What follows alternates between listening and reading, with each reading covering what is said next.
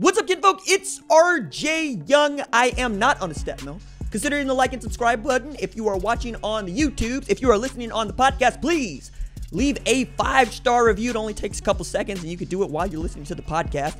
This is episode number 19 and day number 2 from Big 12 Media Days, in which we get to talk with Texas coach Steve Sarkisian, Baylor coach Dave Aranda, Texas Tech coach Matt Wells, and Oklahoma State coach Mike Gundy. I wanted to talk with Kansas coach Lance Leipold. I'm sure he wanted to talk with me as well, but they got caught up in a storm that prevented them from flying down to Arlington for the day. But let me tell you this right up front. Lance Leipold is an A+ hire at Kansas, and I can look to 6 national championships in 8 years, and the way that he flipped around Buffalo for evidence of that. I think Kansas is in outstanding hands, and I think they got an opportunity to let everybody know they are not going to be the floor of this conference, with some really interesting games coming up in non-conference against against Coastal Carolina. And dude, of course, he coaches Kansas. They're not going to play each other unless it's spring ball. I digress. I was really enthusiastic in talking to Mike Gundy about one topic in particular, and I'll just let you know that it is the artist formerly known as Prince. Look forward to that. Matt Wells and I discussed his time at Tulsa, in addition to the back end of his roster and really his secondary, Muddy Waters. Is going to probably play like 60 games in college football. He's going to be starting back there, I think, in the secondary. And there's a number of other topics that we touch on. But again, this has been outstanding. I hope you enjoy it. We're headed to Big 10 Media Days later this week. And, of course, we'll be in Los Angeles for Pac-12 Media Days. For Keep It Locked here on the #1 ranked show. Shout out to producer Kat, who directed and edited the show, along with Tang Tejano and Jeremy Binbow and Luis Aguilar for their help. The crew gives you what you're about to see right now. I'm here with Texas head coach Steve Sarkisian. Steve, how you doing? I'm doing great. Very Yourself? cool, coach. I'm good. I'm excited for what you're trying to do at Texas because, I mean, right off the bat, start with an easy one. Who's the starting quarterback? You know, that's it's interesting. And, I'm going to touch on the quarterback, but I think it's important to our team too.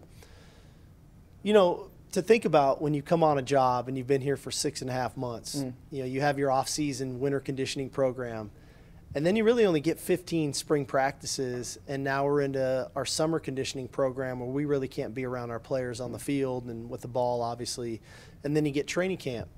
When you come on board to name a starter only after 15 practices sure doesn't seem fair and right to learn a new scheme, learn a new system, philosophically your approach to playing any position, needless to say, quarterback. So we're fortunate. We've got 2 really good players in Casey Thompson and Hudson Card. They're both putting in the work. I love the work ethic. I love the drive. I love the focus. I love the leadership. I love the willingness to learn. And I like the performance. You know, they both have performed really well. And so it's going to be exciting to watch these guys in fall camp. And quite frankly, I'm going to have to go with my gut at some point. You know, I mean, yeah, we're going to take in the stats and different things, but ultimately, some point in training camp, I'm going to have to go with my gut. And but it won't be for lack of effort from either of those 2 guys, that's for sure. Do you see similarities in either one of those guys, both of those guys, and other quarterbacks that you've seen before? You know, I've been fortunate. I've had some great ones, man, and not because of me. I mean, you can go back to Carson Palmer and Matt Leinart and Mark Sanchez, or a Jake Locker, or a Matt Ryan, or a Tua Tagovailoa, or a Mac Jones. I mean, I've just been really fortunate. And every guy's been different, quite frankly. Every guy's got a little bit of a niche or a different, kind of component to their game. And so they've got pieces of all those different guys, and each guy maybe has a little bit more than another.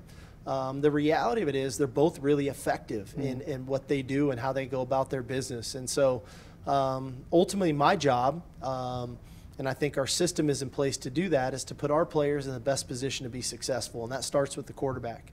And so we have to recognize the things that they do really well, and then ultimately design game plans and call plays that fit their level of expertise. And with that, hopefully, comes their success on the field. And so that's kind of the process that we're underway with right now. And like I said, I think they're both really talented guys. We talk about the quarterback often because it's such an important position for the sport, and I understand how it drives conversation. But I would be remiss if I didn't ask you, even after putting up 50 a game at Alabama, putting 4 guys at skill positions into the draft, what's going to stop you from handing the guy 7 yards deep the ball 400 times a game? Well, that's a huge component actually to who we are and what we're about offensively. I've never not had a year when I called plays in college football when I didn't have a 1,000-yard rusher. So we believe in running the ball first because ultimately we believe in the play-action pass. I think the play-action pass is a quarterback's best friend, and play-action passes work a lot better when you're running the ball well, and you've got to commit yourself to defending the run. And so we believe in running the ball, and we've got an excellent one in Bijan Robinson. We've got some tremendous other, complementary runners back there, and Roschon Johnson, Keelan Robinson now on board. So ultimately, our offense starts there with that guy that's 7.5 yards behind the quarterback or next to him in nowadays football, but also throwing them the ball, getting them the ball in their hands in space to do what they do really well, and that's make people miss and matriculate the ball down the field to ultimately score. The Bijan that we saw in the second half of 2020 was the one that I had seen in Arizona playing high school football, averaging 17.7 yards per carry, something gaudy like that. Are there ways that he has popped for you just in those 15 practices that you had where you're like, okay, wait a second, he's a little bit different, or maybe he's living up to what people told me he was? Well, I think one thing that has jumped at 2 things, I should say, that has jumped out at me with Bijan. I would say first is the human being that he is. He is a phenomenal human being. He's a tremendous football player. He's an unbelievable person. And I think that resonates to why he's such a good teammate and why the guys around him rally around him and maybe block a little better for him and do the things they need to do. The other thing that I think is unique with Bijan, he has a fascinating ability to make full speed, violent cuts. What I mean by that, when he gets to the second level, he's operating at near to top end speed and can put his foot in the ground and make a safety miss or make a linebacker miss and then stay at top speed. And I think that's why you see the average per carry so high, is because he can create explosive runs. With all that being said, he's still a physical back. He's still got great ball skills, catching the ball. He still has really good vision. But that's probably the trait that is really unique to me and reminiscent of some guys that I've seen in the past. The issue that Texas fans talk to me about, and the one in which we harp on the most, is the development of the roster that you have. It's not that you can't recruit. It's not that Texas doesn't get who Texas should get. It's that since 2015, we haven't seen a first-round draft pick come out of that roster. What are ways in which you can do that? You can get these guys to where they want to be in the NFL. Well, I think development's got a lot of levels to it, right? I think there's physical development, whether that's in the strength and conditioning program, and we've obviously, in our opinion, have a great one headed by Torrey Becton. I think that's position development, and we've got some tremendous coaches. That was one of the key components for me in hiring our staff, was coaches that have put players into the NFL, that have developed players, and maybe they're not always the 5-star guys that go to the NFL. Maybe they're 4, 3, 2-star guys that they develop to go into the NFL. I think the third piece to that is personal development, right? There's a level of maturity that is needed to develop internally. If you think you're already made it, you're not going to maybe put in the work that is needed. So I think for all of that to happen, you need to have buy-in from the players to buy into the culture and the work ethic that's needed to develop individually so that we can develop as a team. And, for me, 6.5 months into the job, I love the buy-in. I love what I see. I love what I hear. I love what I feel from our team. But ultimately, they're the ones that you have to ask that question to about how they feel about the culture and what we're doing with them in the weight room, from a schematic standpoint, from a positional standpoint, just from an overall development standpoint. Because ultimately, that is a huge component to what we do. We don't just get ready-made players. We have to develop players into what we want them to become so that we can be the best team we can be, and then ultimately they can achieve what they want to achieve. You mentioned you've been blessed with quarterbacks and with skill players. I need to ask, why this job, why now? Well, this is my third go-around at this thing, and I've been fortunate to be the head coach of some tremendous universities. I've been fortunate to be part of some tremendous organizations. And, 2 years ago, I had a feeling like, okay, I'm going to get another crack at this thing. I want to make sure it's the right one. And so I was very selective of the people that I talked to and the jobs that came available. And when this one came about, I've always held this job in such high regard. I'm a college football fan first. I don't know if you know this, but I love college football. I love the pageantry. I love the history. I love the tradition. I love all of it. And our brand, our logo, our uniforms have been something, even as a kid growing up in California, I've always admired from afar. And then you start looking at the recruiting base, the 3 to 5 hour radius. You start looking at the alumni, the donors. You start looking at the value of the education, where we're located, the great rivalry games we get to be part of. It just felt right. It felt like this was the right time for me. It was the right job for me. And I feel like I've got a lot more answers to the test that are needed at a job like this, and understanding and recognizing the expectations that come with a job like this and embracing those. And I think that's what's needed when you take a job at the University of Texas. Right on, Coach. I want to ask you some fun questions now. You got it. We've been asking these and getting some interesting conversation about this. So, first one, say 3 nice things about your rival. Competitive. Tough. Passionate. See, okay. You're just right on course with that. I love that. Best uniforms in college football, can't say your own team. Oh, man. I'm going to go with Ole Miss. Okay. I like that. That's an inspired choice. But they're powder blues. Ooh, the powder blues. See, I wish they would wear those more often. I get to see them every now and again. All right, last one of these. Which college football player was your favorite? Past. Maybe somebody you coached, maybe somebody you watched growing up. Well, I'm on Fox. And this is tough because those guys played together. I loved Reggie Bush. He was a phenomenal competitor, electric player. But at the same time, Matt Leinart was right there with him, and I loved his competitiveness and his leadership. But those two guys were, from a college football standpoint, they were hard for me to pass up. Coach, I put together what I thought was the all-time offense and defense in this league. I would like you to take a look at that. Tell me who I missed.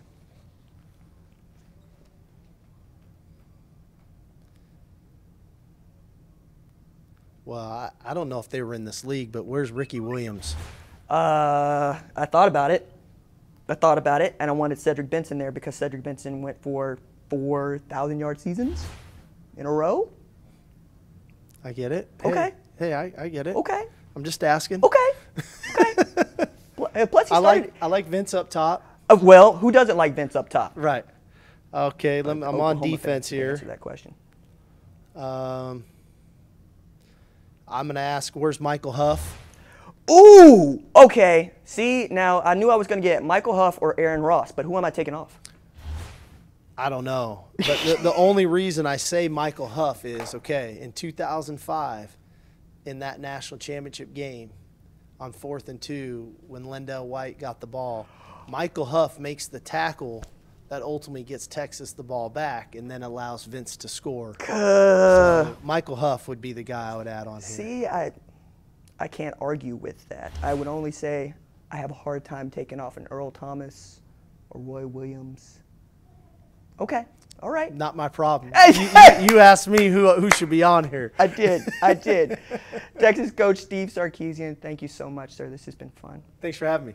I'm here with Texas Longhorns Keandre Coburn and Bijan Robinson. Fellas, how you doing? I'm doing fine. Yeah, blessed to be here. Yes, sir. What's up? So I want to start with this, Bijan. Before we get into how great you are, and you are great, why didn't you sing Boomer Sooner from a man on his cameo? Oh man, shoot. I mean, I kind of just wanted to make it like as a joke, right, as like a funny thing. But I didn't know he was gonna like kind of take it in and turn it around a little bit, but I thought it was pretty cool. I thought it was too. And yeah. I thought you were gracious in doing so. It made my day. Good. Keandre, when you saw that, what'd you think? I mean, I didn't even know you did that. Like, can I get that video? I'm gonna post it in the group chat and let everybody feel that. Cause really, Nah, bro, it was even. man, really, I would have paid a little price for you to not do it. But I mean, I didn't even know he did that. I mean, it was, he just probably had to do it. He had to do his contract probably. So, no respect. I respect the man hustle. That's what's up. All right, let's turn to football for just a little bit here. Keandre, you got a couple dudes on that defensive line I'm very excited about, and Vernon Broughton and Alfred Collins. Tell me about those cats. So you talk about skinny legs first. That's Vernon. But Vernon. That's my. I mean, all of them are my dogs. I love all of them in the room. Vernon is probably by far the quickest, and it's crazy if I say that because when I go to AC, AC is quicker, and it's just they're young, talented, and they hungry. They want to eat. They don't care if they're young. Even last year, they didn't care they were young. They want to get on the field and play. And I mean, every day they come in and work. We all work. So just seeing them and I knowing like if I go down, next man up, I mean, they're gonna be just as better, or probably even better than me. So I mean, it's just good seeing all these young kids. Well, I'm crazy. I'm saying young kids like I'm old or something like that. But how you think I feel talking to y'all? Okay. But I mean, them two dudes right there are very talented, and I can't wait to see them back on the field. Bijan, after particularly the second half of last year, but last year, you got a new head coach, you got a new system, you got a new coordinator, lots of moving pieces around you. How's the offense adapting to this? Man, it's been great. Coach Sark and his philosophies to try to, seek out your skill sets and seek opportunity for everybody on that offense. But I just like that he is just very intelligent in what he's trying to do with this team, and not just the offense but the whole team. And I mean, obviously we all know what he can do as an offensive mind, and he knows how he can disrupt defenses and create mismatches. But just to see what he's trying to do, everything kind of slower, and to then when we get to the season, it's going to click a lot faster and a lot better for all of us, and just be an effective offense going forward. Keandre, Coach Kwiatkowski comes in there. Kwiatkowski, excuse me. Man, should I be saying PK like y'all? Yeah, just say PK. Yeah, I'm gonna say PK like y'all. y'all. Well, actually, you OU fan, so you can't really call him Coach PK. Yeah, I can't? Why can't I? You can say it today. I can say it today? You can say Coach PK. I mean, look, I got to get his name right to begin with. I don't even know. That's why I call him Coach PK. My question is there one thing in particular that he changed about how y'all go about practicing defense that you would point to? I mean, because every defensive coordinator I had always preached attack the ball, want the ball. That's every defensive coordinator, want the ball. But I think he did it a different way to show you how to actually get the ball. Because why am I in drills doing drop back, catching a pick? Like, I'm going to do that every opportunity. So he taught me where I'm in a position where I'm locked up with an O-lineman. I see a running back punch the ball out. That's the type of drills D-line do, to where DBs do drills, what they do to get the ball.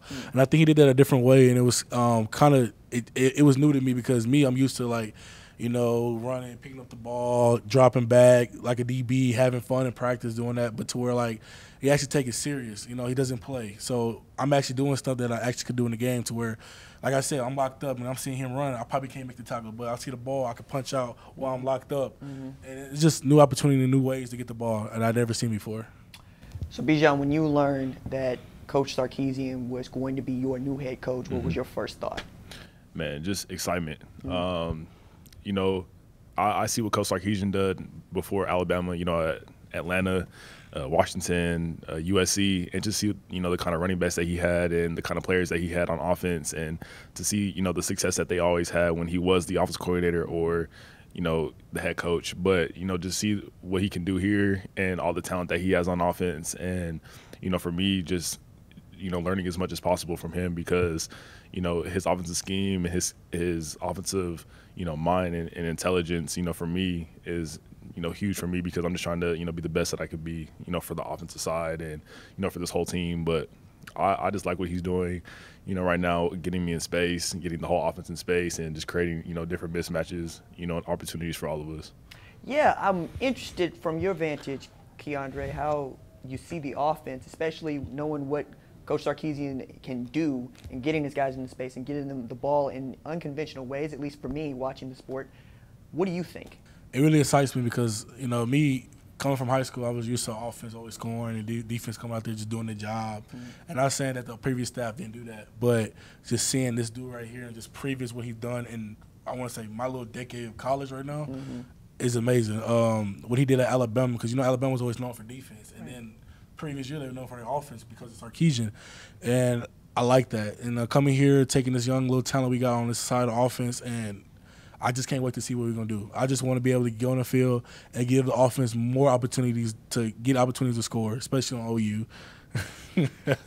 Well, hey, look, to that end, though, right, as the ranking old-timer on the team, like, I mean, this is personal for you in a way that I don't know that it's going to be personal for a guy like Bijan just yet, in that you've been through this before so many times.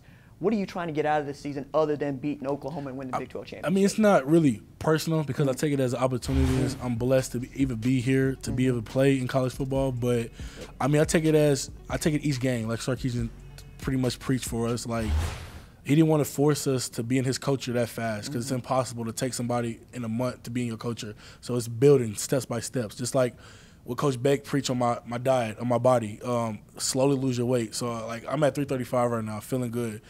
Consistently still losing weight in my diet because it's impossible to lose all that weight that fast. Right. But, like you said, like, I mean, it's not personal, but it is a goal for me. And whatever I can do to help the team win is what I really preach more, because I'm not really looking for any stats or anything like that. I'm looking more as take each game. So we got Louisiana first. Like, that's an important game. Right. So that's what I take more important first than further on to be Oklahoma or something like that. I just want to take that game, like a game as a game. So, like, that's what I really preach about that. Right on. All right, so I want to pivot to some compilation questions. We've been asking coaches and players alike these questions, and I'm really interested to see what y'all have to do with these. All right, so first one is saying 3 nice things about your rival.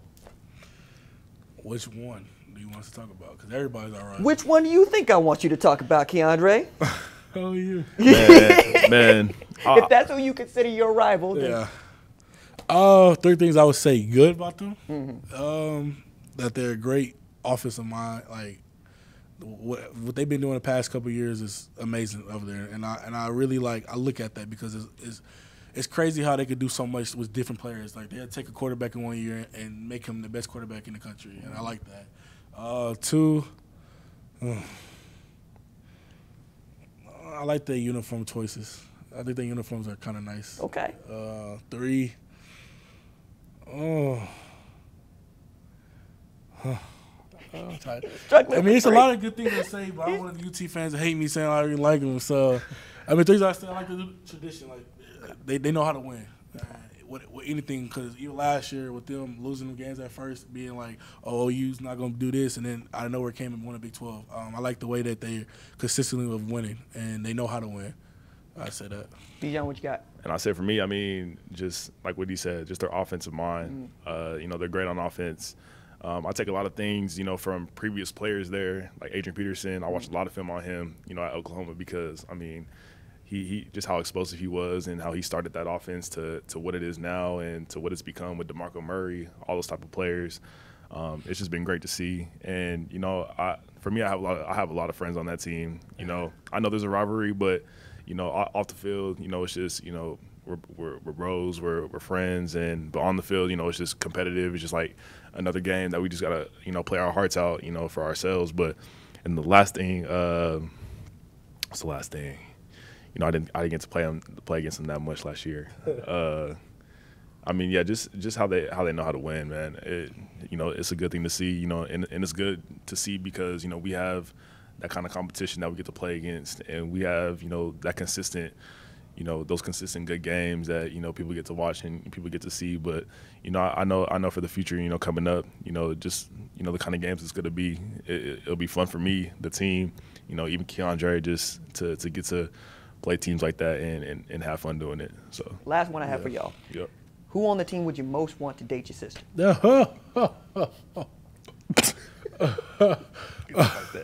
Man. She probably me, huh? You said least? No, most. We're not trying to do that. Most. I would probably say. Last week you said me? I would say Bijan. No, I'm kidding. All right. Dicker. Cause The kicker? yeah, the kicker. Okay. Cause man, I mean, I just like. I'm B. clarifying. Because B. John's very like. I mean, I want to say just. I ain't gonna say that because that's gonna put out stuff like that. But he's very like. He's humble. He's respected. And I just feel like I would love to call him my brother-in-law. And I call him my brother already, so I wouldn't have no problem dating my sister. Right on. But not really in real life though. But if I had to choose, it'd probably be John. B. John, about you? Shoot. I'll probably say like Hudson Card. Okay. Nah, just because he's a super humble guy, very quiet. Sometimes he'll always give you his personality, but he's just a really good dude. To be around, and I can always see him dating my sister. Right on. Yeah. Okay. So real quick, before I let y'all go, I put together what I thought were the all-time offense and defense in the history of the Big 12. Y'all take a look at that. Tell me who I missed or who you would add. Ricky Williams. Look, Coach Sark already he grilled me over that too. Look, Who you got as running back? I got Cedric Cedric Benson. Okay, I see that. I mean, Yeah, consistency. 4 straight years, 1,000 yards. Okay, yeah. Yeah. I mean, I'm trying to get a man his flowers. Like, we all know what Ricky about. Okay. Plus, Ricky played a year in the Southwest Conference. Yeah. But, now that's getting off in a tangent. I mean, okay, on here I would say Huff. You missing Huff? He said that too. I would Coach take Sark him. said I that would too. take Yeah. probably. See, I really don't know who Derek is. Straight? Yeah, I don't probably know. You don't know? I heard of his name. Thorpe Award winner? Okay, I'll probably keep him on there. But Justin. I used to watch his highlight, Right. but I'll put Huff right there. Okay. you did pretty good on this one. All right. Wait, what about didn't Oklahoma State have another receiver? He went to. Dez Bryant? You should put Des Brown on there. He wasn't that good in college. Justin Black. Nah, he was good. But, man, I got 11 positions. You do got 11 positions. I got 11 positions. Yeah. Nice. Yeah. AP, he's CD was the crazy. guy. Mark Andrews, a great tight end, and Yeah, you did. in You the did. league right now. You did good on this one. This was good. But I do see. I'll I just- do see a lot of OU players, so I see why. Not saying OU is not great, but You know what? Hey, on that note, Nah, this is good. This is good. DeAndre Coburn, Bijan Robinson, thank y'all so much for the time. I had fun. I hope y'all Yeah, did too. same here. Yeah, thank you. I'm here with Oklahoma State quarterback Spencer Sanders and linebacker Malcolm Rodriguez. How you guys doing? I'm good. How about you? I'm good. I'm good. Good to be here. Glad to be here. I'm glad. So I want to start with this. Spencer, you're going into this year where you're the elder statesman on the team, right? Like, for all intents and purposes, this is your team and this is going to be your season. What are you asking for your teammates to do this year? Just work within each other, stay together. I mean, we're all one team, and nobody's better than nobody. So hold each other accountable and do what you got to do. Short and simple. Malcolm, how does it feel to hear that from Spencer? I mean, it feels like a leader talking right there. So, I'd love to hear that. And, we're going to keep all accountability and be on that same level. So I want, what are you, 230? Man, that's like two times now? Yeah, about 230, 235. Look. Man, Coach Glass, come on, man. All right, Have you ever met the guy? I'm just joking. But hey, let me get at it this way. I watched you wrestle at Wagner. Yeah. You ain't no 230. No. You wrestling at Wagner. No. So when I say it, you know that I mean it. Yeah. Okay? And then going from safety to linebacker, never got to talk to you about that transition. How is that transition It was for you? good, man. Okay. Like I said, gained a little 30 pounds, just a little 30 pounds. Went down there, but the transition was easy, Got in there, got in the playbook. I mean, I already knew what safeties were doing, so it's kind of an easy transition going from to safety to linebacker, Now you know the whole system. All right, so, I mean, it ain't like Coach Smith is going to come over there and ask you to, go heavyweight? No? Yeah. Look at Yeah, dog. Iron dog here. Coach Smith. Hey, you got me. Black Iron right there. You know. Yeah, he's always calling himself Black Iron. Love it, man. He's a character. I love him. I like it too. Spencer, I want to talk about Presley for a little bit. Brennan, to be specific. What was it like for you to see him come into his own in the bowl game? It was phenomenal. I mean, he's got great talent, and he displayed it to me. And honestly, I mean, I didn't see it before. Like I said, I mean, I seen him at practice doing, every now and then he'd have something, you open your eyes. But bowl game, I mean, it was every pass. He was making something out of nothing. So really kind of watching him grow within a season is great because now what can he do 4 years in time? What can you do in 3 years in time? I mean, as a former Texas State Player of the Year, you recognize another Oklahoma State Player of the Year, right? With the short king energy. Yeah. No, hey, look, there you go. That's my man's. That's my man's right there. He understand. No, but like, to see him do that and know that you have a guy that you can depend on, along with all these guys that you have coming back for you, what does it mean now that you're transitioning in this time that you don't have a Tylan Wallace, you don't have a Chuba Hubbard? This football at this point. Like, at the end of the day, we're just gonna keep playing. And like I said, I mean, we lost some phenomenal players. We had great people. I mean, we had great attacks. Like, everybody knows Tylan Wallace. Everybody knows Chuba Hubbard. But at the end of the day, I mean, everybody's time comes to an end somewhere, whether it's football, basketball, or anything. So at the end of the day, you just got to keep working and, you know, don't let nobody tell you can't do nothing. So I feel like, I mean, with this team we got, we can do some phenomenal things. And I'm excited, you know what I'm saying? I'm more of the silent, keep my head down and work, let my work do the talking when it's time to play. I like it. I like it. Malcolm, the defense is on some level that I haven't seen in the last couple of years. I understand that folks were getting used to Coach Knowles. I understand we were getting used to Coach Knowles. When did you see the defense begin to click? I'd say my sophomore year at the end, you know, the bowl game, stuff like that. We played, who was that?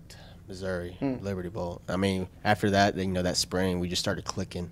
You guys, you know, buying in. So that's the most thing, coming in here, just buying into the system. And you know, you look at it and you're like, all right, you know, he's got a real thought out, like, game plan. Like, he puts, like, cities and states together, you know, so he's just so smart and, like, how he, like, schemes it up and everything.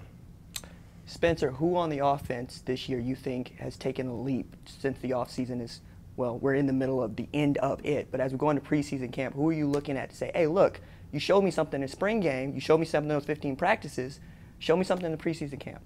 I wouldn't say anybody particular. I'd say we. I mean, I'm always going to speak on this team as we, because we moved together. We're a bond. We're a pact. And, you know, like I said, we built so much chemistry over this offseason. I've seen so many guys grow. I mean, I can give you plenty of names. I can give you Taylor Venturco. He's a left tackle. I can give you Jake Springfield. He's a right tackle. Danny, transfer from Miami, which is a center. Left guard. Josh Shields, right guard. Hunter Woodard. I think they've all made a phenomenal step. Everybody knows L.D. Brown. He's returning. He's going to do it. He does what he does. Right. You know what I mean? And we've got some youngins stepping up to the receiver corps. So, I mean, we're excited about those guys, and I've seen them make some phenomenal steps. And, you know, obviously they've got some, you know, maturing to do, some little things to take over as they come over to the offense. But, I mean, at the end of the day, we're just going to operate. I'm going to do the best I can to lead them and give them the best direction and path to do what we can do. All right, Mr. 230, just I'm going to give you 5 times. Hey, look, and we might get to 8 or 9. We might, because, hey, look, you look so good. You really do. I mean that. All right, man, appreciate it. But I'm going to give you the same opportunity. You talk in terms of we if you need to, but who on that defense are you looking at? Just like Spence said, man, it's a unit, man. We're all brothers back there, so we want the best for each other. We're all competing, sweating together, bleeding together. So everyone's, you know, on a different level. Like I said, we're veterans back there. We got, 8 out of 11 returning. So, I mean, we say we got a lot of, you know, chemistry back there. We got, you know, we know each other. We know what, you know, we're capable of. So, you know, everyone's going to have a breakout season. Now, this is my favorite thing that we do. I put together what I thought were the best all-time offense and defense for the Big 12, dating back to 1996 when we started the league. Y'all take a look at these. You have the offense, Spencer. You have the defense, Malcolm. Y'all tell me who I missed and who you taking off if you want to add someone. Yeah. All right. So you got the Justin Blackman part. That's the.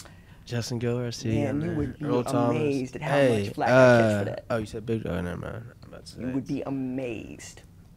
Oh, Kenneth Murray. Ooh. I don't know. I think James is a different breed. Washington? Yeah. Okay. Who we taking off? Ooh. That's tough. Go ahead, say it. Go ahead, say I it. ain't gonna say it. He's not gonna say it. He's not gonna say it. Let it say. Go ahead, say it. No, switch. Malcolm, did you see anybody you wanted to add or take off? That looked good, man. Okay. That looked good. All right. Tight end Mark Andrews. Oh, you need VT. You need Vincent Taylor. You want a field goal block. We Yeah, were just that talking is. about this. That's- We were. I mean, we playing defense. We're not playing special teams. He gonna get through that. Special block. teams is Okay. defense. Okay. Who you taking off? Oh, no, you put me in a bind. I'm gonna go with my gut. Yeah, nah, we're gonna no respect, no disrespect to Gerald. You know, we're gonna put Vincent in there. Some Vincent Taylor. Who we taking off? Oh, why we looking Say it at with like your that? chest. Nah, Say it with your yeah, chest. Right. Okay, we go Gerald McCoy. Okay, we taking off Gerald McCoy to put Vince Taylor on there. All right. Malcolm, what you got? I'm just showing love. You know what? I'm gonna say it. I'm Say putting it, James come on. Washington in there for CD Lamb. Come on, yeah. I'm gonna say it. Say it with your chest. I was gonna say My it boy too, but James, I love didn't you, say it brother. with my chest. It don't matter. We running 9s and 7s all day anyway. That's all y'all gonna be doing, right? But I appreciate that because when I put together the offense, I'm looking for guys that can get me 6 every time they touch the ball, right? And on defense, I'm looking for TFLs. Yep. That's what I'm looking for. Spencer Sanders, Malcolm Rodriguez, thank you both for your time. This has been a lot of fun for me. I hope it's fun for you guys. I'm here with Oklahoma State coach Mike Gundy. Coach, how you doing? I'm doing great, thank you. Well, first, I want to talk about the legacy that you have at Oklahoma State. I was doing some numbers here, and y'all are one of just 10 teams to win 10 games of each of the last 11 years, give or take on average, right? How you doing that in Stillwater, Coach? We've had a lot of good players. We've had great people. Consistency, in my opinion, in our profession is don't try to do too much. Got to know when to be innovative, but then just don't get out of your box. The players understand that we care about them, so they give us a lot. And sometimes you have a little luck. But personally, I'm really proud of those accomplishments. And, you know, we've graduated 375 players since I've been the head coach. And that's pretty cool. It gives those guys a chance and to go out there in the real world and do something with their lives. And I'm really proud of that with our players. I would be remiss as a kid from Tulsa, who grew up in Tulsa, who went to school in Tulsa, if I didn't say most of your teams, for me, have had a backbone that is built from the state of Oklahoma. Why is recruiting that state so important for you? Because you have good salt-of-the-earth people. You have people that understand blue-collar hard work. And it's a very humble part of the country where everybody, family's important, unselfishness is important. And we have started pushing hard in the state of Oklahoma in recruiting the last 8 or 10 years, and it's benefited us in a huge way. When you think about a dude like Brendan Presley, for instance, and the way that he came on strong toward the end of the season, that's an example of the kind of player that you're talking about. That's right. Brennan was, in somebody's opinion, a little bit undersized, maybe not fast enough for being his size. So I don't know really if anybody else recruited him but us, and he came in, he's been fabulous. But he has a desire, he's got a drive in his heart, he's got an awesome mom and daddy that have instilled values in him, and you can see that on game day. One of the players that you brought in here today, Malcolm Rodriguez, also from Eastern Oklahoma, right. I was commenting on how much bigger the guy had gotten because last time I saw him, he was in a singlet and Wagner, That's right. And then he's playing safety drops down. What has it been like for you to watch him take ownership of that position after really not having played it all that much? Pretty cool. He was, you know, a four-sport athlete in high school, about 175, something like that. Now he's about 220. Transformation with his body with Coach Glass into strength and conditioning. But he's a great young man. He's a perfect example of what we were talking about with these kids from Oklahoma. He works hard. He stays humble. He's bought into the program. He's a good leader. He's a good person. He's already graduated. Those are things that warm my heart. So, Coach, I want to pivot to what I think are some fun questions. Questions we'll be giving all the players and coaches. And the first one, I hope you have fun with. Say 3 nice things about your rival. Oh, they're red and white. They have a young coach, and my brother coaches for them. Okay, all right, and he did it quickly. I like it. I'm going to preface this by saying you can't say your own team. Okay. Best uniforms in college football. I have to go with Michigan. Really? I love the colors, and I love the helmet still to this day. Okay. My mama was from Flint, and so I've heard Go Blue forever. And the uniforms, they have grown on me. Okay, all right. Which fictional football player would you most want to join your team? Ooh, that's a good question. Fictional football player. I would take The Rock. Which movie? What's the movie? Was it Walking Tall? That's the one. Okay. He's a bad dude. Yeah. Yeah. I'd take him. Thick, too. Oh yeah, and he had the stick. Yeah. I'd take him on my team. Okay. No, with the stick. With the stick, though. Yeah, that's right. Taking the stick out of the truck. I like it. Which past college football player was your favorite? Oh, let's see. Past college football player was my favorite. So many of them. Had to be Barry Sanders. I was going to say, it could be a guy that was in the backfield. I mean, there's just nobody like him. I mean, there just wasn't anybody like him. He steps out of the NFL because he didn't like the limelight. He could have played 10 more years. And nobody would have touched him then? Nobody would have touched him. He just was so special as a person and as a player. Again, another question I hope you have fun with. The hardest hit you ever took or delivered? The hardest hit I ever took clearly was in 1987. We were playing Nebraska, and we were on about our own 40-yard line.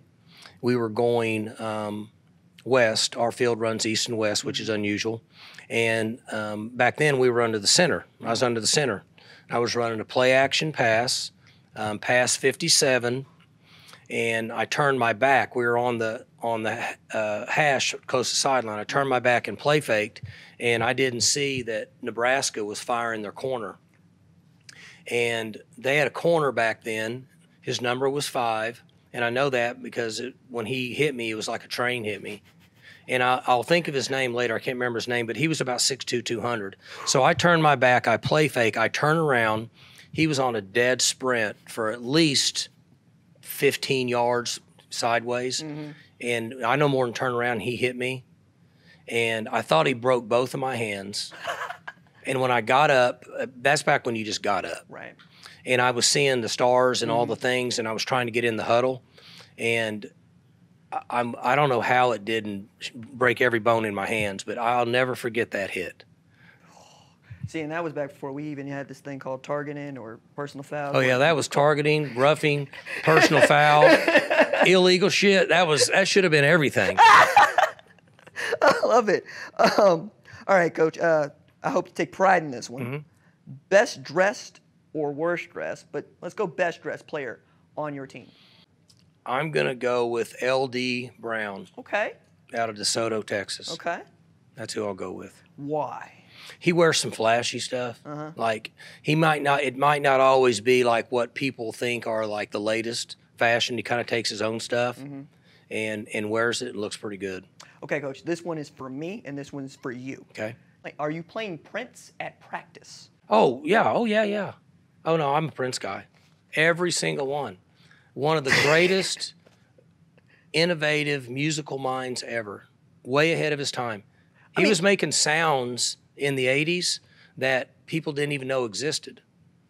I want him to get into his 300 songs that are in the vault. You know he's got 300 songs. I do. And he had so much pride, and he was such a perfectionist that he never let them out. And I want those songs. He's a bad dude now. He is a bad dude. Apollonia and all of them. See? He's awesome. Okay. See, I thought it was a rumor, so I needed to ask. No, I got every one of them. Little Red Corvette, Raspberry Beret, 1999. I know them all. They're all on my headphones that I play when I work out. Every one of them. Goodness me. No. That guy's awesome now. Like, you ain't got to tell me. I asked questions. He's in the innovative genius category when it comes to music. Man, he's awesome. That made my day, Coach. So I had the audacity and/or arrogance to put together an all-time Big 12 team on offense and defense. Remember, I only got 11 players for each position because we're doing this for real. Who did I leave off? And who might you replace? They're all pretty good players. Boy, I don't know. It's a good league. It's a good league. I mean, I'm with you. I wouldn't take any of these guys off. And, you know, when you talk about college football, you know, people will debate the deal with Vince Young, but nobody could play like him. I mean, you know, you've had, there's been first draftees, but as far as a college football game, nobody could play like him. I mean, you couldn't do anything about it. I mean, when he wanted to go off, you couldn't stop him. I mean, we tried. You had a couple dudes like that. No, we had good ones, but he was just a different cat. Okay. I mean, when he was going, you couldn't roll him. You couldn't slow him down. Now, nobody has said this to me, but I've sensed it. I could have filled both of those positions with Oklahoma State wide receivers. Yes, yeah. I mean, obviously, Blackman, you had Des Bryant. But CeeDee Lamb, I mean, it's hard to move him out. Well, I would say that. And you know what, though? Here's a good comparison. Okay. So what you've done is hard to do. It's like when I hear my kids in the back seat argue over who was better, Michael Jordan or LeBron. I said, I don't even know why you're arguing. And then they'll bring Kobe into it. They're all three at a level you can't argue. They're in a whole different category. So I mean, it doesn't make any difference. You can argue it forever. They're all, when you get to a certain level, it is you are who you are. Right. And that's what happens when you make teams like that. Well, and that's the point there, man. We know your name, you know, and that's the thing. I think that's what we're really talking about is, do we know that dude's name? Yes, we do. That's exactly right. And I would say I want to tip a cat to your kids. They came in and said, "Where's James Washington?" That's what that guy means to them. Yeah. No, right? that's right. And Okay. that's what's important. You're Right on. exactly right. Coach Gundy, thank you so much for this. Awesome. Sir. It's a pleasure. Right on. Good time, man. I'm here with Baylor head coach Dave Randa. Coach, how you doing? Doing great. Right on. So, are you excited to actually get to come into Big 12 Media Days? I am. You know, the chance to be able to connect.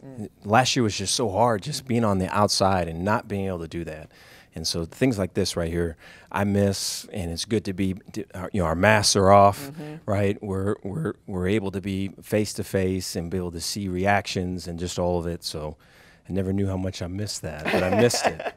No, but it feels like you like these opportunities to really not talk about yourself, but talk about your team, talk about football. And that's kind of what I want to get into, because when I hear you talk about scheme and I hear you talk about defending other offenses, I learned something. Where does that want to teach come from? I don't know. I've always been that way. You know, when I was a player, I was a coach, and so I never really played. I would always be injured, and so I remember being in California. So the school I went to was California Lutheran University. So I would always drive. I go to USC, and Ed Ogeron was there, and I meet with him. And Dave Dornan was the defensive GA, and he would give me some VHS tapes to go study and look back. And then I go to UCLA. And Jason Tarver was the defensive GA there, and I'd go visit with Jason, and I'd go all over. I went to LSU for a week, stayed on someone's couch, and then drive up to Washington, to Arizona State, to Arizona, and just meet with coaches. And so just all of that knowledge coming back, what you're trying to do is really make connections. And so when you hear questions, you know, it's a specific question, but you can see, you know, hey, this question's being asked because they saw this, and then you can see where that connects to other pieces, and then you can kind of build that up and bring it up to the surface. And so I've always enjoyed that, or I've always seen it that way. So one of the stops that you made along the way is at Delta State, where your defensive coordinator, Ron Roberts, was your boss at the time. What are some of the ways in which you have incorporated really what I think is a gritty and grimy philosophy, my parents from Hattiesburg, Mississippi, into this Big 12 Power 5 way of football, all the way back to LSU and winning a national championship? Yeah. No, I appreciate that question. So, like, I met Ron when I was at Cal Lutheran, and so I think it was like 1997, 98 maybe. There's a guy that was in San Diego. He's still in San Diego. He's a Poway. His name is Bill Williams, and so he would coach coaches. So you would go bring Bill in, and he would clinic for a day or two and the whole thing. And anyways, I wanted to learn, so I would, like these guys here, I'd have the camera. I would be filming, or I would be grabbing the guys like burritos and stuff, or I think they're still filming me like blocking and, you know, being the demo, which I hope none of that is around anymore. And so, like, I would do all that stuff just to learn, you know. And so one of the guys that Bill was clinicking for was Ron. And this was like 1998. So Ron was like a high school coach at that time. And so I remember meeting Ron at that point and just kind of staying in touch with him. He tried to hire me to go to Tusculum College.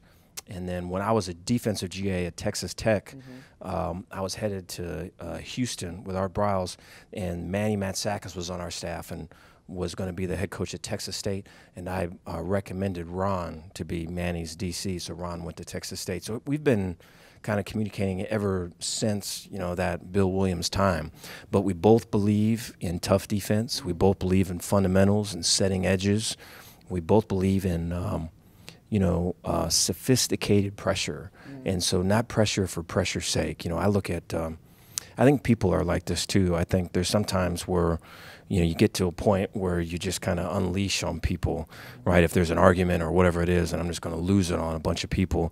And there's just so many unintended consequences when that happens, as opposed to say, what's the real problem? Let's get to the heart of it, and let's just address that. I would look at that from a pressure philosophy of like, we can send 6 or 7 guys and attack something, but there's so much unintended consequences that could be left in that wake, right? It's such a all or nothing proposition. Instead, right, let's send 4 guys, but let's be real specific about how we're doing it and why we're doing it, right, to get right to the heart of the matter, or i.e. the weakness of the protection. And so I think, Ron's a believer in that, and I think has been at the forefront of that. And so excited for our defense this year with Ron at the helm.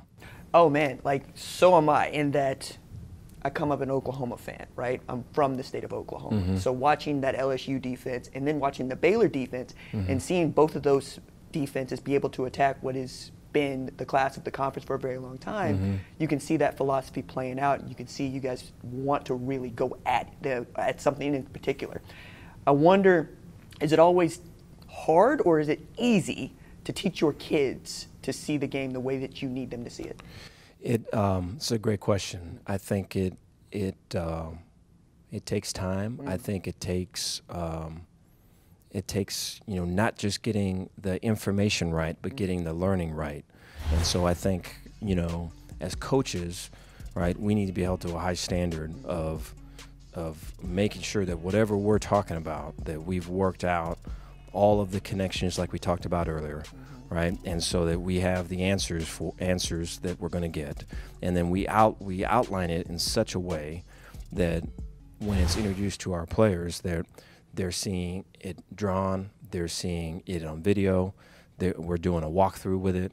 We're doing an individual period where we're drilling a part of it. We're doing it in a half unit section where they're working just with the front or just with the back end. Then they're seeing it in 9-on-7, in 7-on-7. Then we finally get to team and they see it in team. And then after that practice, we revisit it, and whether it's text messages on a phone of like, hey, this is what we could have done better, this is what we did good. And I think if you take that type of progression, right, and it's not about just the information, but getting the learning right, right, and really in the meeting, getting the learning right is, hey, tell me what you think we're calling this for. What is this for? Your job is to play the B gap. How are you going to do that? And having the player say it back, right? And not just the nodding of the head and just let's move on to the next thing. But you get the learning right and you go through the progression, then they'll start to see it the way that we see it. See, you're teaching it the way I would teach language. Background as an English teacher. I love that. We're reinforcing and we're allowing you to take ownership. Before I let you go, I put together what I thought was the all-time best offense and defense to ever play in this league, and I would like to get your thoughts. Spent a little time in this league, being back in this league. Yes. There are guys that obviously are left off, and if you think that somebody should be on, let me know. No, it's great seeing Von Miller in there. I remember watching him, Roy Williams. I think he's iconic. Earl Thomas, Sue. So that Sue would be played in a 2 technique, just head up on the guard and just whoop them. And so, just seeing that name brings back those memories of that film. And then, a fair amount of skill players here. The Vince Young game, I remember I was coaching at Cal Lutheran, and I remember I was recruiting, and so I was actually driving during the time of the national championship game, and so I remember hearing it and the traffic of all of it because it was out that way, and just hearing the radio call of it brings back memories. Adrian Peterson, his first game was, I think it was versus Houston, so we played him at OU, and we did not stop him. Then Justin Blackman, I remember him too. Yeah, very impressive. A lot of the O-linemen here are what you want them to look like. I appreciate you saying that because Yeah. I took too much time thinking about that offensive line, man, Yeah. and nobody's had anything to say about it. Baylor head coach Dave Aranda, thank you so much for this time, sir. Appreciate you. Thank you. I'm here with Baylor linebacker Terrell Bernard and offensive lineman Connor Galvin. Yes, sir. How you guys doing? Great. How are you? I'm good. I'm good. All right, so I feel like that's tailored. For sure. Yeah. Where, Waco? Yeah, right outside Waco. Okay, all right. It sir. is an inspired choice. I very much enjoy it. Big man in pink. Classic. Hey, Gotcha. that's what I'm trying to say. We be looking good in these colors. I have to compete with him, man. Well, he came into school colors. He what I'm came to saying? win. Oh yeah. You know what I'm saying? Like you and I, we be coming up here just trying not to look bad. He came to win. Oh, That's yeah, what I'm saying. exactly. All right. So I want to start with this. You got your first year head coach in the middle of a pandemic. Yeah. What's it been like for y'all over the last few months to be able to see, talk with, meet with your coaches when we can? I understand right now we're in a different period. Yeah, it's been really good. 2020 was definitely a weird time going through all our install meetings. Meeting coaches over Zoom for months. It was weird, but now we had our spring ball, we had winter workouts, all of our summer stuff. Just spending time together, being able to connect has been really good. Kind of about you. It's been nice. With COVID, you couldn't do team activities and stuff like that. But now, we played dodgeball. We went to Top Golf. We were doing all these things as a team to help form our bond. So I think that's helped us a lot, especially with spring ball and our off-season workouts, our summer workouts. Now it's helping us get closer. So, Coach Randa is a defensive-minded coach. Coach Roberts, defensive-minded coach. But when I hear Coach Randa speak, he's always teaching me something. It's one of my favorite things about him. What's it like for him to give you this day-to-day? Yeah, it's definitely the exact same thing that you just said. He always has a different perspective and a different outlook on things. So, I'll go up there anytime, knock on his door, go sit down with him and, just talk football. And, I'll bring a notepad and have pages full of, just things that he's talking about. And I think it's interesting just what he sees and how different it is than, what a player might see or what even other coaches might see. Yeah, I want to get into that, but I want to start with that. Connor, what do you get out of Coach Randa? And when you see this defense do what it's doing, how difficult is it for you to just identify who you got in a pass blocking situation, in a rushing situation? With experience, it slows down the game, but they play fast, they play hard, they're tough, they're strong, they're fast. So you definitely have to be on your P's and Q's to really know what's happening. They do a bunch of stuff out of a lot of formations. Lots of blitzes come from the right, the left, safeties in the middle, pretty much the whole playbook, So you really have to study each week. So, yeah. And as a teacher, what is he like for you? He brings, like he said, all these perspectives that you wouldn't normally think of as a football player. So he comes at it from all these angles, and it helps me at least from the offensive side study each week to prepare on this is how TCU likes to bring this blitz, or this is how Oklahoma likes to do this stunt. And he makes it easier for me to prepare like that. So I would be remiss if I did not ask you about your new offensive coordinator and Coach Grimes. I know you're getting into your second system in as many years, but what is it you like about this one? I love Coach Grimes, love Coach Mateos. But with this system, it's a wide zone system. So we are running off the ball as fast as we can every play to create as many holes as possible for the back to hit it front side, back side, up the middle, A gap. It doesn't matter. We run a lot of plays out of a lot of formations, a lot of misdirection. So I think that'll be good for us. We can go fast, we can go slow, control the clock. So there's a lot of ways this offense will help us win. What do you see, Terrell? Yeah, definitely what Connor just said. Going through spring ball, just getting a little taste of it and seeing, what they're going to be bringing in the fall. It's a lot of misdirection, which is one of the most difficult things on defense. Just a lot of different moving parts. So I think we'll confuse a lot of people, and then the toughness that's being instilled. Those guys are bringing it. So I'm excited to see what they do. No, man, like your position is always one of the ones that interests me the most because you can be right and wrong at the very same time based on what you see. For sure. Because depending on what your rules are, right? For sure. You could be right in what you're doing and be wrong because this is what the offense is doing. And I see that in Coach Grimes' offense. So the last thing I want to give you guys before we get up out of here is I took the liberty of putting together what I thought was the all-time best Big 12 offense and defense. This is in the history of the league. Take a look at it. Tell me what you think, who you would Nate take Solder. off, who you would add. Who? Nate Solder has. Okay, yeah.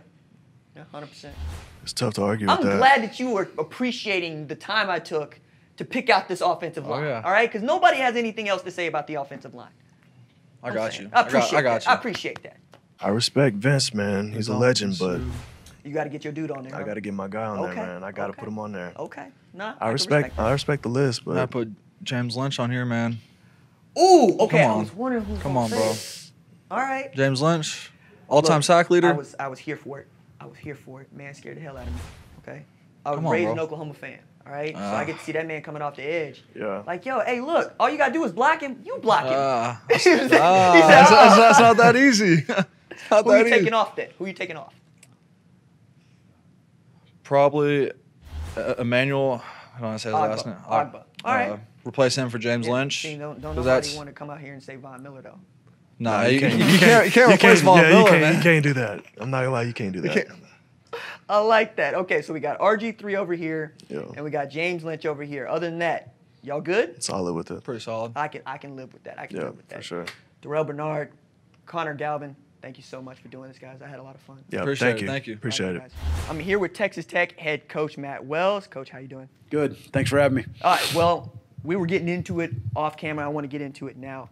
You are from my woods, or I should say, I'm from your woods, right? Growing up in Salazar, and then you coached at my alma mater. Yeah. Like, what are some of your favorite memories about Tulsa? Tulsa. You know, when we first got there, they were about to, basically the program was about to disabandon. And they were about to drop the program. And, you know, you turn it into, I think 3 out of the 4 years we were there. We're in bowl games. We won Conference USA Championship, won the Liberty Bowl. Those were great moments. Both my daughters were born St. Francis. Right on. So you have some memories like that, and of course, growing up an hour and a half from there, and being a part of recruiting like Eastern Oklahoma, where I grew up, and a lot of those players had a huge hand in turning around the University of Tulsa and the Paul Smith, Garrett Mills, Caleb Blankenship. They're all Eastern Oklahoma kids. I had a lot of pride, in that. And well, I mean, you say Garrett Mills. I mean, number one, best tight end in school history. Number two, plays in the NFL, and number three, he's CEO of his own company now. So you got a pretty good track record on and off the field with your players, and I appreciate the time being there. I got there 05, 06, going straight through, and of course, you went on to do this. Like, we did a couple stops along the way, but I want to talk about Texas Tech for just a second here. Going into year 3, what are your expectations for your team, which is, I'm proud to say, old and got daddies on it? Expectations would be, absolutely we're making progress. Being in a bowl game, I think, is obvious. It's understood. We all understand that. But the vibe's never been better in the 2 years we've been there. Going into year 3, we've got more talent in the building. That talent is, helping change the culture because that talent has hearts.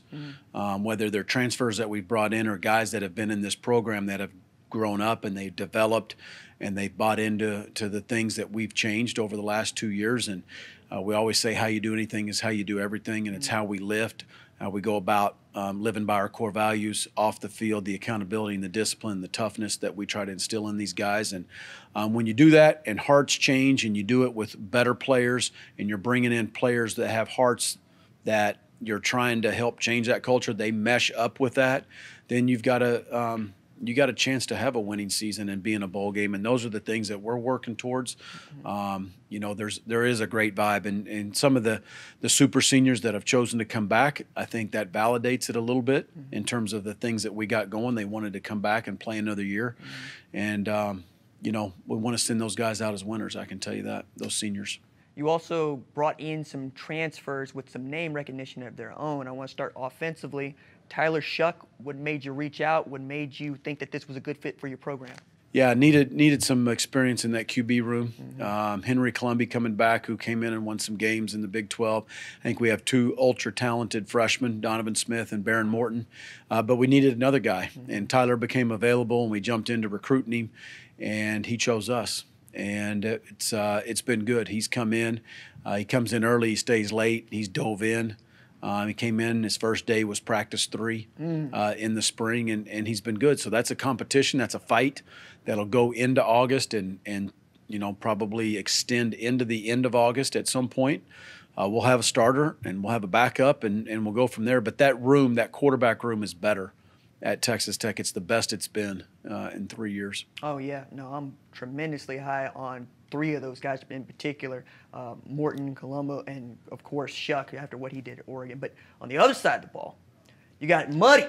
You got my man Muddy Waters, who it dawned on me. I went and counted it up.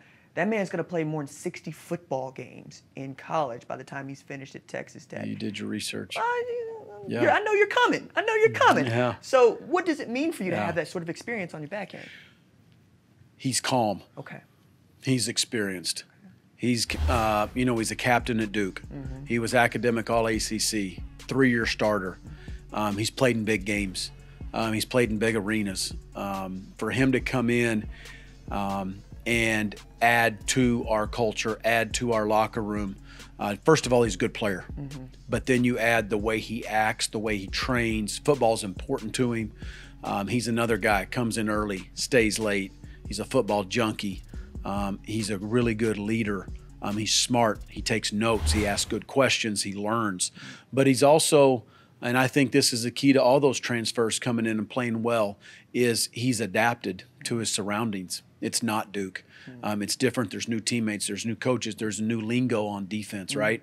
And so to learn that and absorb himself totally into that, and then you add the fact that he's a good leader, he's confident, and he's a good player, then I think his transition is going very fast right now. Yeah. I'm excited to see him, Coach. Yeah. All right, so I want to flip to the questions we've been given a lot of different people and coaches. Every one of the coaches, every one of the players answer some variation of these questions, and have fun with it if you can. The first one is, say 3 nice things about your rival. Which rival? Who do you think is your rival? That's a loaded question. It is, but that. that's why I say rival. Yeah. So you can take it whatever you Say want. 3 nice things about your rival. Their colors look better on them than me. Okay. They work really hard. And there's good coaches and good players at every team in the Big 12 Conference. See, I like that, Coach. I appreciate that. Which past college football player was your favorite? You mentioned Garrett Mills. That's a favorite, but I coached him. Right. Growing up, college football player, honestly, it was Troy Aikman. Okay. Because he comes from a small town, Yeah. in Oklahoma. Henrietta. Not too far from Salisaw. So saw him play, at Oklahoma. Was actually at the game he broke his leg against Miami. I was at that game. He was tearing them up. And then, goes to UCLA and then, here for the Cowboys. So that was a hero of mine growing up. I appreciate that, Coach. Man, being there for that, I can only imagine how you felt when he went down. Yeah. So, Coach, I took the liberty, Okay. we should say had the arrogance, to put together the best all-time offense and defense for the Big 12. I'd appreciate All-time? All-time. Okay, what do you want me to do? So take a look at them. Tell me who Yeah. were left off and why you might put them on. Well, you left off Pat Mahomes. Hey, look, I had to remind your players about that, so I appreciate you coming. Okay. All right. Adrian Peterson all day. Yeah, 100%. We tried to tackle him one year at Tulsa. That was his draft highlight against Tulsa. I think 9 of our 11 touched him, and that highlight played all day on draft day. Oh, I'm sure Coach All Vernon right. was happy Okay, about defensively, that. Yes, sir. all-time defense in the Big 12. Gerald McCoy. Oh, Von Miller at the time because A&M was right. Yeah, Roy Williams. I remember when he dove over the O-line at Texas and had the safety against Sims. You and me both. That was good. Derek Strait was a baller. I'm glad you said that because most of the kids don't even know who that is. No, I think he started for 4 years at Oklahoma. Yeah. Yeah, good players. Okay, Coach. I appreciate you. Have a good time. It's fun.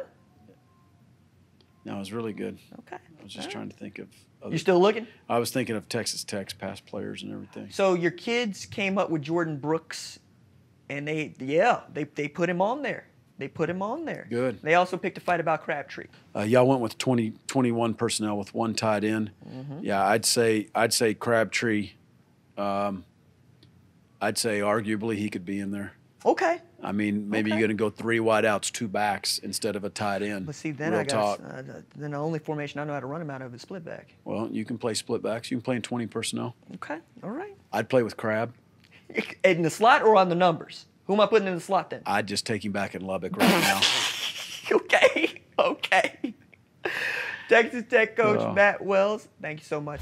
I'm here with Texas Tech players Dawson Deaton and Rico Jeffers. How you guys doing? Good. Doing good. Very cool, very cool. All right, so I want to start with an easy one. I done heard so much noise about this dude, Muddy Waters, and then I go look the man up, and he's been playing football for like 12 years or something. Like, for real, what does it mean for y'all to get a player of that caliber into the fold? Really, it's great for the team. You know, he brings a lot of brings a motor and he brings a great mentality. He's a hard worker. He's dedicated to the game. He loves football. I think he's a really experienced guy. I mean, he played a lot at Duke, started a lot of games, and I think he's come in here with a good attitude, and he's been a good leader so far. That's a big thing I've noticed about him. Heading into year 3 with Coach Wells, what has been the message going into 2021? I think it's just to finish close games and to compete as a team. I think that's a big thing. And we've over the past 2 years with Coach Wells as our coach, we've just had some games we're in there, we're close, and we just don't pull it out, we don't finish. And so, I mean, I think that's a big emphasis for all of us going into this year for sure. How'd you, Rico? Yeah, same thing as Dawson said, you know, finishing those close games and also, you know, falling in love with the game, you know, becoming a student of the game, learning, being more knowledgeable, being more coachable, you know, all those aspects help with those close games, especially those fourth quarter tight games, you know, where it's that drive that, you know, determines who's going to win it. So I want to sit with you for just a second here because you are Pops. Yes, sir. Do you get called Pops? No, I don't do Pop. You get called Dad? Yeah. Okay. How does that feel for you doing both of these major full-time jobs? I mean, it's great, but it is tough. You know, you got to prioritize your time. You know, you got to make sure you dedicate time to both because it's 2 things that I love very much, and you know, I just got to do my best ability. I know I'm gonna make mistakes sometimes, but I can't just fall into those mistakes. I got to make myself better as I keep on this journey. What is it like for you to know you're sitting next to Pops while you got to play linebacker too? Yeah, I'm a Pops too. Yeah. Oh, I did not know that. Yes, For sir. real? I am. Yes, How sir. old? 20 months. Whoa! Yes, sir. So you got to still be changing diapers. No, yeah, for You sure. change diapers? I do. Hey, dab me up right quick. Dab me up. That's what I'm talking about. All right. So what's it like for you? I mean, just kind of like Rico said, it's crazy just balancing both. Just, I mean, going back home when I can to spend time with her. Also being in Lubbock, focusing on my football grind and focusing on class, my degree, all that stuff. So, I mean, it's like Rico said, full-time job doing both. Just got to balance both at the same time and do my best. Look, man, I'm with y'all on dads, dog. That's what's up. See, like, my whole heart. Y'all doing this full time and y'all doing that full time. My goodness. All right, let's switch to some fun questions. Y'all gonna have me tearing up over here. All right, now give all these questions to all the players and all the coaches. Okay. Say 3 nice things about your rival. I guess well coached, hard workers, and good program. That's what's up. Say they play hard.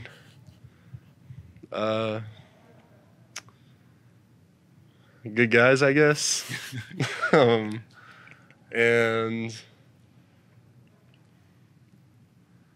they're in a good conference, Big 12. He said They're in a good conference. I don't have a ton of nice things to say. Hey, look, no, I appreciate you both for getting through 3. All right. Which fictional football player would you most want to join your team? Fictional football player. Booby Miles. Friday Night Lights. He's a real person. Is he real? Yes. Friday Night Lights, the movie, real people. Friday Night Lights, the TV show. Oh, that's the fictional stuff? All right, let me think that one again. Okay, all right. Yeah, I gotta fictional. think about this one for sure. Dang, who was the running back off Longest Yard? Megan. Yeah. Yeah, it's a popular one. Popular one. Man. Say Adam Sandler. Oh, Quarterback, Longest Bobby Yard. Boucher? Oh, Bobby. Oh, you want the quarterback. You want Paul That's Crew. a good one. That's You a want good. Paul No, Crew? Okay. I changed my answer. Bobby Okay. Boucher. That's a good one. See, I've been Waterboy. like everybody's been giving me that. I shouldn't have given it to you, but I'm gonna let you. No, that's a good one. I like that. Okay. For the popses, who on your team would you most want to date your daughter? Ooh. I say TJ Stormont. Okay. He just transferred in from TCU. Really good guy. Okay. He's probably about the only guy All right. to let do it. The only guy. About the only guy. Probably Cameron Contrell. That's a good one. Yeah, he's a good guy. Okay. Very good guy in the heart. You know, I think he would. Yeah. No, that's what's up. That's what's up. All right. So here I have taken the liberty of making what I believe are the all-time best offense and all-time best defense in the Big 12. Take a look at it. Let me know if you want to pick a fight. How's Michael Crabtree not on there? You know, I'm glad that you say that because I understand the colors you got on. But, I mean, I watched CeeDee Lamb get out of 5 dudes. I watched Michael Crabtree not step out of bounds. Fair enough. Fair enough. Hey, I'm not gonna lie to you. I think Michael Crabtree's cold. Yeah. He's cold. He's cold. I think Jordan could give Kenneth Murray a run for his money. Jordan Brooks. Yes. Okay. All right. I'm making sure. But hey, look, you got an argument. Both first-round draft picks, both tackling machines. Yeah. No, I'm with that. Okay. So I like who you taking off though, because I like you gave me somebody who's taking off. I'd probably put him over Justin Blackman. I mean, he had a really good career at Oklahoma State too, but I just think Crabtree, best tech seasons ever. Okay. Probably best receiver at that time. First round pick. Switch right quick. See if you're picking a fight. Yeah, this is a pretty tough team. It's a tough league. Yeah, That's kind of the point. It's a tough league. it is. I like you have Sue on there. Best D tackle. Now, I appreciate that coming from an offensive lineman. I do. Yeah. And Von Miller, got to have him. Man, I think your defense team is pretty solid, honestly. I can't think of any other ones. I love that you don't even care about the secondary or the linebacker. Yeah, I mean. It's like, who is that to me? I don't really care. Fellas, I appreciate you. I'm not even going to take it hard that y'all didn't say Pat Mahomes to me. You know what? No, that's a good one. I didn't think about that Take it either. hard. I mean, Vince Young is Vince kind of Young, hard yeah. to argue. Oh, is that Yeah, you it's know, hard. like when I get people come in here, they're talking about Baker Mayfield. They're talking about Sam Bradford. They're talking about these Oklahoma quarterbacks and say, which one of them won a national championship? Yeah. Okay. Dawson Deaton, Rico Jeffers, thank you so much for doing this. I hope it was fun. Oh yeah, Yes, sir. most Thank definitely. you. Appreciate you. Appreciate you. Dads, man. Yes, sir. That's what I'm at. Oh, man, I'm going to take that with me. That means a lot to me.